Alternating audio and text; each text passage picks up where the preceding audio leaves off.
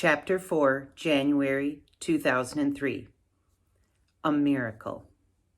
The day after New Year's was Cammie's MRI.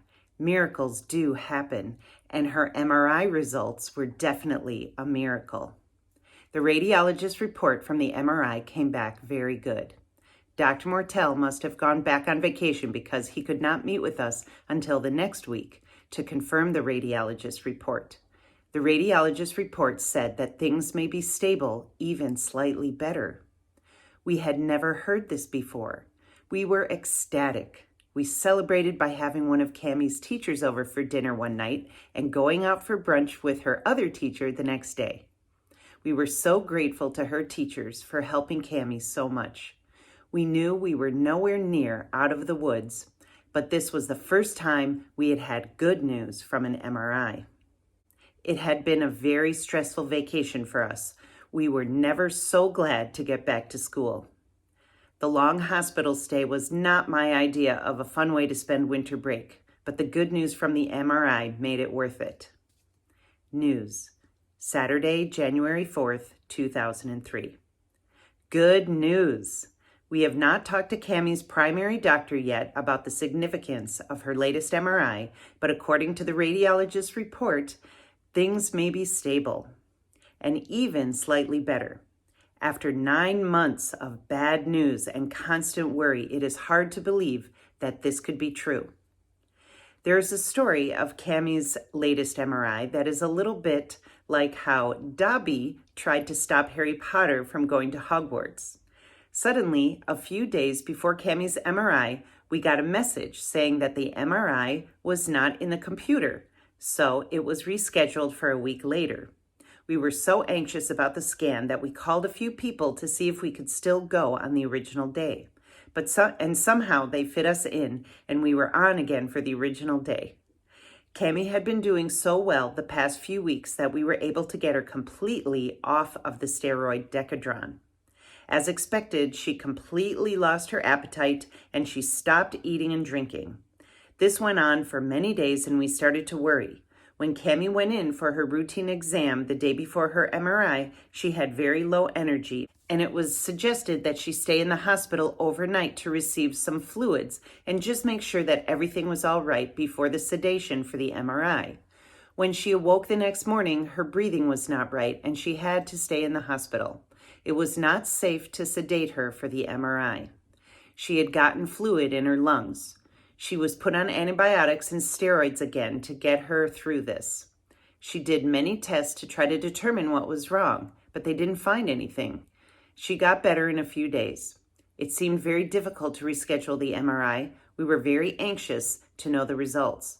The results would determine Cammie's next course of treatment, and we had been very worried about what that might be. But suddenly, everything fell into place.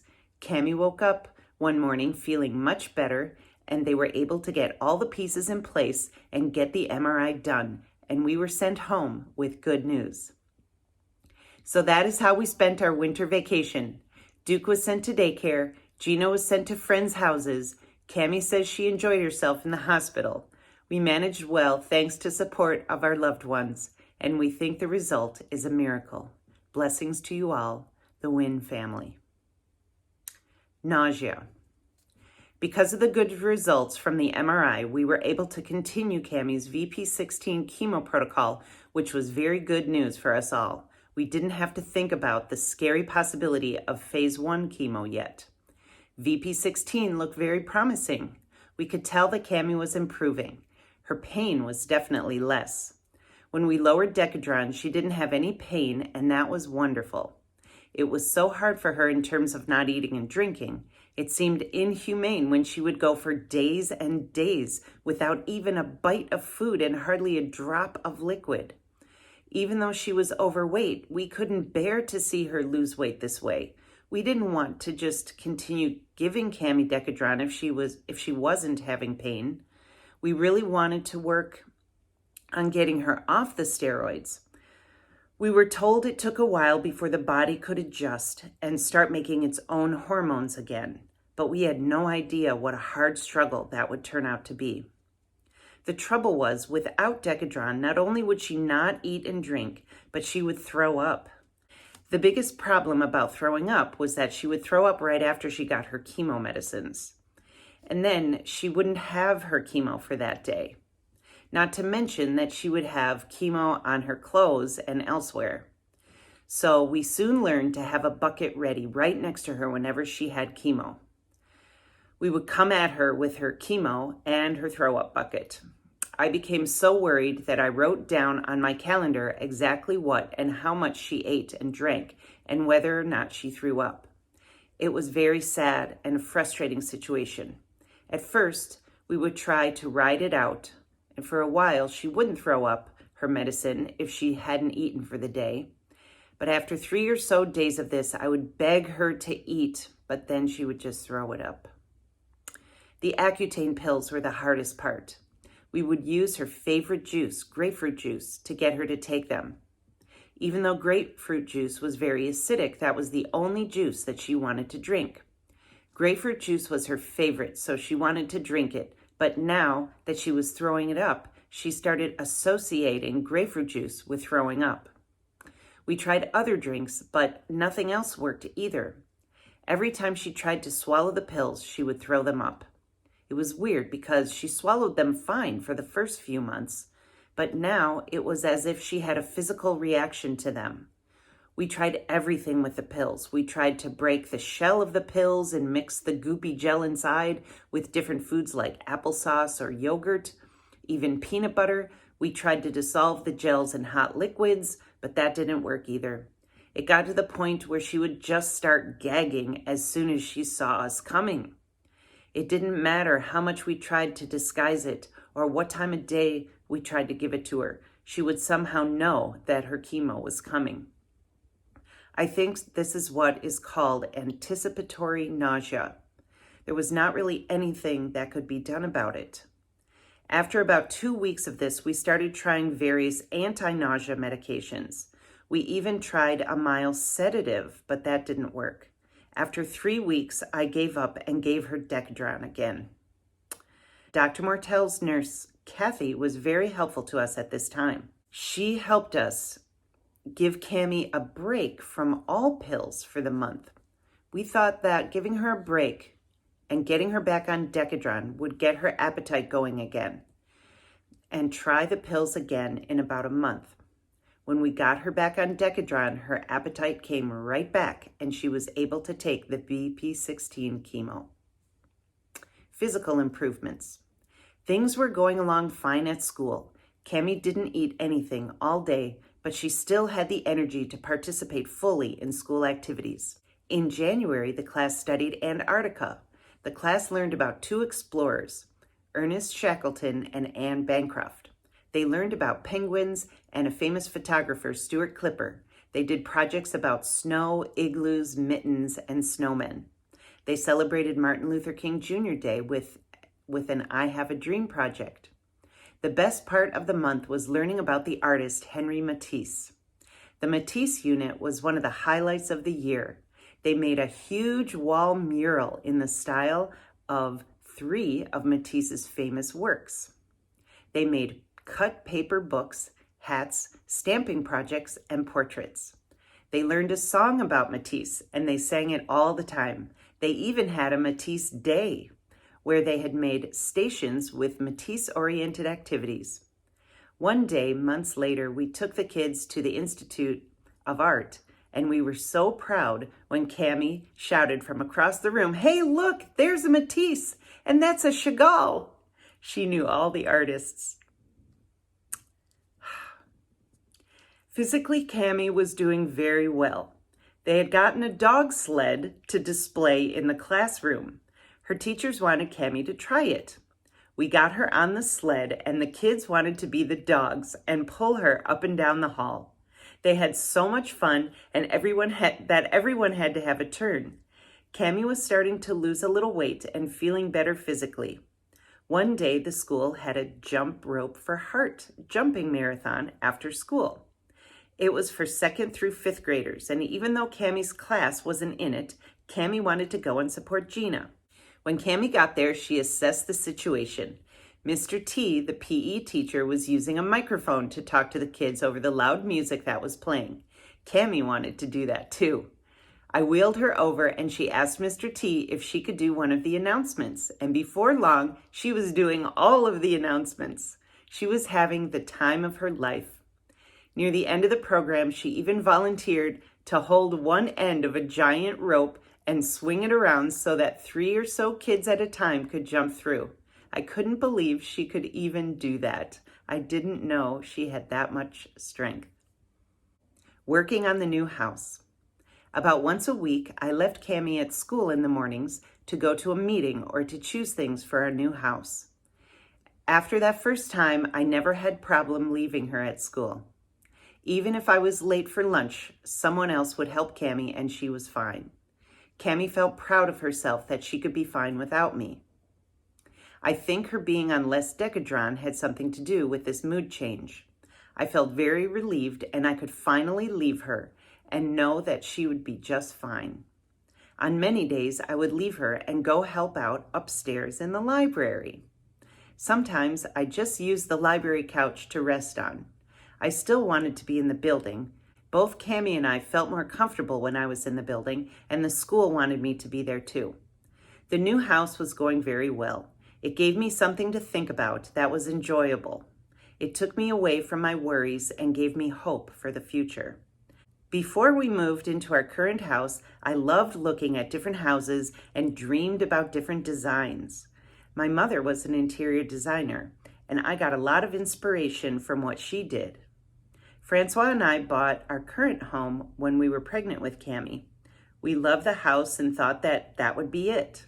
It was a great house in a beautiful neighborhood, and it was big enough for the kids to grow up in. It was extremely difficult for me to think that we would have to move. But fortunately, our new house was very nearby and was going to be just as beautiful. Most importantly, it would be handicap accessible, and we needed that right now. My style before was to look at every magazine and to spend hours and hours looking at different possibilities before I made a decision about something. But now I didn't have the time to do that. I just had to trust my instincts. I had to trust what I learned before. I only had a few short hours at each showroom and had to make choices right there. It was amazing to me that I was able to do this. I think because I was in crisis mode, I was able to make quick and good decisions. The house was going along very well, that was, until it came to the plumbing, because bathrooms and kitchens are the places most affected by accessibility issues. The plumbing person would not meet with us until we had consulted with an accessibility designer. She recommended someone, so that was the person that I called. Perhaps I should have given this more thought and maybe tried to find my own designer, but I just did what was easy. We talked with one of our social workers who had helped in getting us this stair lift and who had been trying to help us make our house more accessible. She was happy to hear about our decision to build a new house. Making new construction accessible was easier than converting an existing home. She and the designer spoke, and it seemed they had come to an agreement. It was our understanding that the designer would get everything approved first by our social worker before she did anything.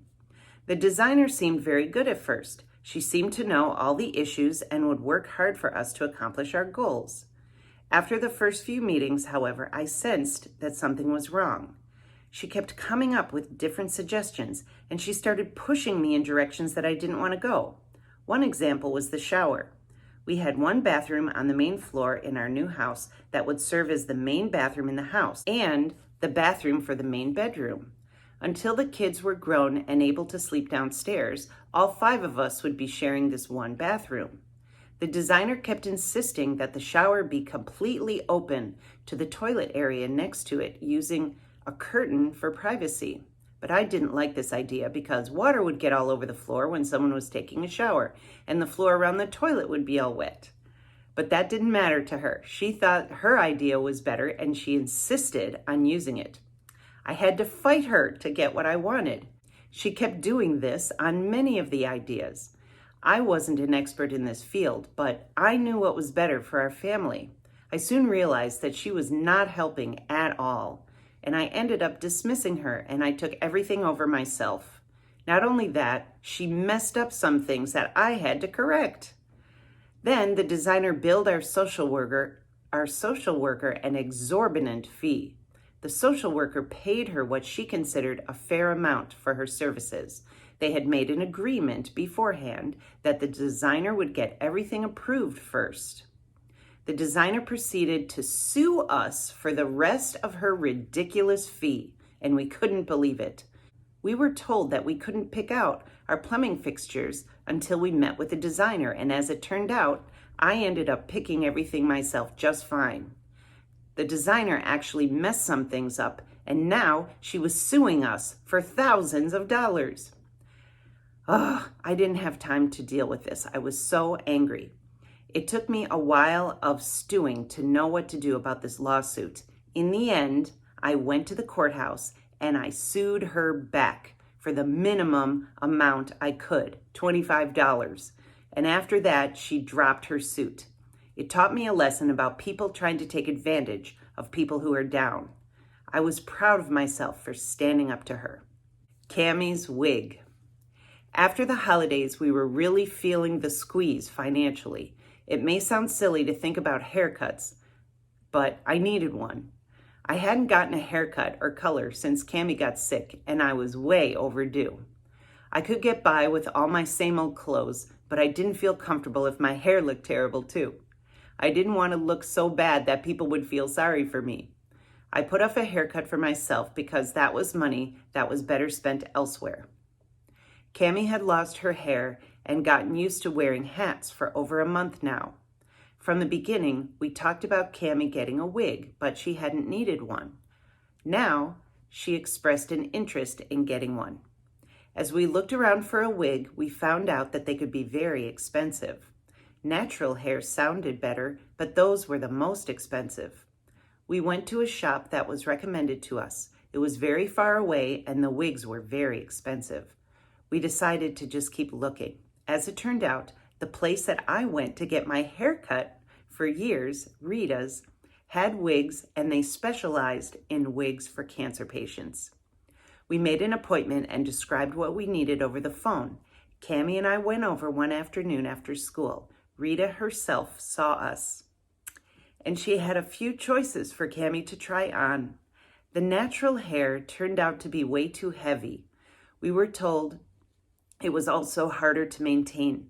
Rita had a perfect synthetic wig that looked exactly like what Cammie's hair used to look like. So she sold it to us for a very reasonable price.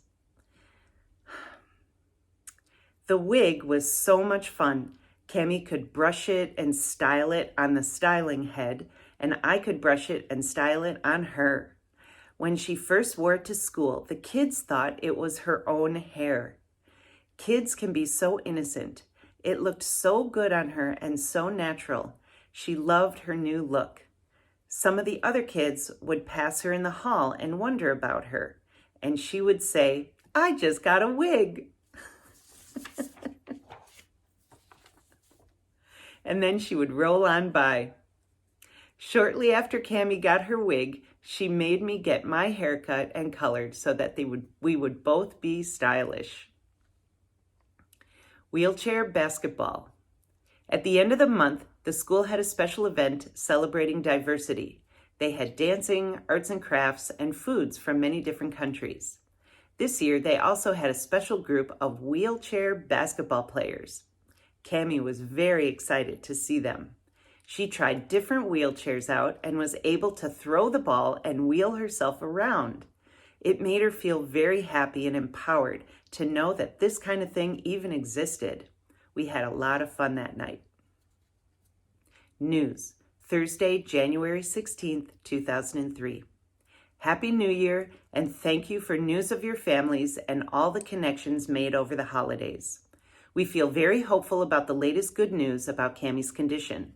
Actually, we have very mixed emotions. Hearing good news after so many months of living in total crisis is hard to believe. We don't know what this news means. Even after confirmation of the radiologist report by Cammie's primary doctor, there are no certain answers about Cammie's condition. Her type of cancer is so rare nobody will know what will happen. Since we don't know and may never know what caused this, we don't know what may cause it to grow again. It is not over yet. In fact, we feel we are just now starting the long road ahead. We still need to work hard month by month. Cami will continue to use the current chemo medications, VP16, Accutane, and Vioxx, for 2 more months, and then she will get another MRI scan around spring break. We hope this chemo will continue to help her improve. What we are most thankful for is that Cami is not having any tumor pain, and we are helping her begin working toward the road to recovery. It has not been good for her to be on steroids for so long. It is very difficult to get her off the steroids, though. We are not guaranteed that she will make hormones of her own, but we hope that her body will be strong enough to do that. It will take a number of weeks. In the meantime, she has no appetite at all. Along with her not eating has come nausea, but luckily we have not had to deal with this so far, but now it is a problem, especially when she has to take her medicine. We hope she can take the medicines she needs and get her hormones to work on their own again. We are so happy to be back in school after break. The kids love school so much. Snow or no snow, we will have a good winter. Good wishes to you all, the Wynn family. February 2003. Vietnamese New Year and Valentine's Day. February 1st ended the horrible year of the black horse and ushered in the hopefully better year of the sheep. We celebrated Vietnamese New Year by going to our favorite dim sum place, My Lai Hoa, and then we went swimming. Swimming was one of Cami's favorite activities, and it was fun for the whole family. At school, February was time to concentrate on Valentine's Day for the kids. Cami and her classmates made special Valentine boxes. They had them all arranged in rows on the floor.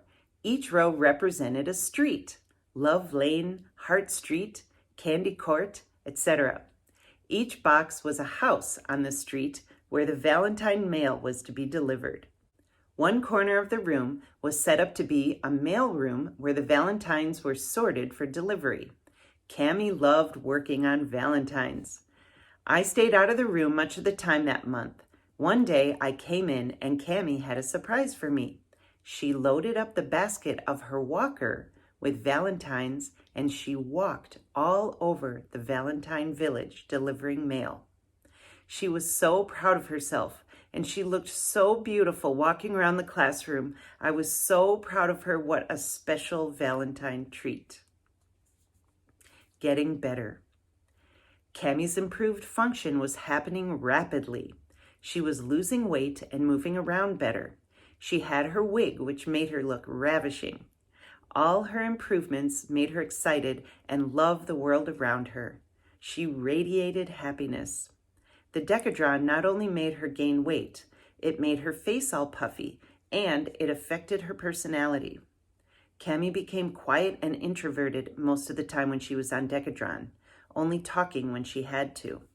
Coming off of Decadron made her bubbly and talkative personality come back. It was so wonderful to have our regular Cami with us again. We were still struggling with what she should do about Decadron. Getting back on a little bit of Decadron did improve her eating and nausea. It was suggested to try a steroid called hydrocortisone that was not as strong as Decadron. This sounded very good. This was only suggested to us because Cami did not do well getting off of Decadron on her own. I wish we had known about this as an alternative sooner, but it seemed like the way things worked was that you had to suffer for a little while before they suggested certain things. We saw an endocrinologist who helped us with the hydrocortisone dosage. This seemed like it would be promising. Selling the house. We had to start thinking about selling our house. Selling in the winter was not a good time, but we had to start thinking about it soon. I started to worry because there was no way we could keep it clean enough to show it with everything else that was going on. With the unpredictability of Cami's condition, I couldn't guarantee that we could get out of the house when people wanted to come in and see it. So what could we do? I talked to a friend about this, and she suggested that we get an apartment. That was a great idea. I drove around a few areas near the school and looked at apartment buildings. The school was in an older part of town, and there was one major problem with all the apartment buildings around there: stairs. Not one apartment building was handicap accessible. I drove to see Francois so that we could talk about what we could possibly do. He had a great idea too. He suggested that we try the apartments right next to where we were building our new house. We went over right away to just see if they had anything available. We were shown a beautifully clean one-bedroom apartment on the second floor. We walked in and it was unreal. We looked directly in the direction of our new house. We could even see it. It was perfect, so we signed a lease on the spot. We could move in a few weeks. I had a lot of planning to do to get us ready. News: Tuesday, February 11th, 2003. It seems like a long time since our last update, but it has been less than a month. Things are starting to change with Cami. Cami's movement in her right leg is very different. It is stiffer, yet she suddenly is able to lift her foot at the ankle. She is walking in her walker much better. She is able to get around a little further and a little faster. She lost a few pounds, which also helps. She is losing her hair, but luckily we got her a beautiful wig. We went through a traumatic time trying to get Cami to swallow the pills of one of her medicines. She was taking Vioxx just fine and VP16 just fine, but Accutane only comes in pill form. For 2 months she had problems. Then we got her off Decadron and she stopped eating.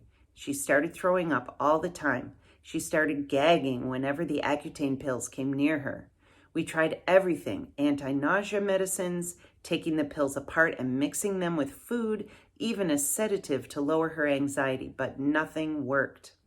So we decided to get her back on Decadron so that she could go back to the way she was. When we did that, she started eating again. She also started having mood swings again. Good old Decadron. We gave her a long break from the pills before we tried them again, but as soon as we did, she threw them up. She went without Accutane for a month and she seemed to be doing fine. So we are going to give her another month off to see how she does without it. It is very frustrating that it does not come in a liquid. Our friend Hannah tried pursuing the company, trying to get them to make liquid Accutane. Interesting enough, ours was not their only request. It is very interesting about the chemo drug VP16. It seems that large doses of VP16 given through an IV doesn't work as well as small oral daily doses, which is what Cami is getting. There is a girl in Australia who has the same kind of tumor as Cami. She did very well on oral VP16, but she had to stop because long-term use is supposed to cause leukemia. We would love to find stories of other children with anaplastic astrocytoma grade 3 spinal cord tumors. We would like to find out what kind of drugs worked for them. There is no national registry for this type of tumor. We feel very frustrated by this and very much in the dark. We are going to try to get Cami off of Decadron again. This time we're going to put her on hydrocortisone for a while to see if that will make the transition easier. It felt so inhumane to watch her stop eating for so long. A few days was all right, but when it started getting into the second week with not even one bite of food, we felt we had to do something. Hopefully it will get better this time. Overall, things are good. As Cami changes, we have to continue to find ways to keep her comfortable and equipment that fits her new needs. We are looking towards her next MRI, which will be the first week of March. We will keep you all posted. Because Cami is feeling better and not on very much Decadron, she is able to interact with people for longer periods of time. It has been great to see Cami and Gina playing more together. Gina has been extremely patient with Cami's illness. The girls look so happy together again. Gina has also had the opportunity to spend time with friends, which has been great for her social development. She is keeping up with her rhythmic gymnastics. Her reading and math abilities have improved greatly in the past few months. Duke makes us all laugh and adds so much cheerfulness to our household. We are so thankful to his daycare for taking such great care of him. He loves his teachers so much and talks about them all the time. He is also becoming addicted to the computer now that he figured out how to use a mouse. He loves Star Wars the most. It is so fun to see the differences between boys and girls.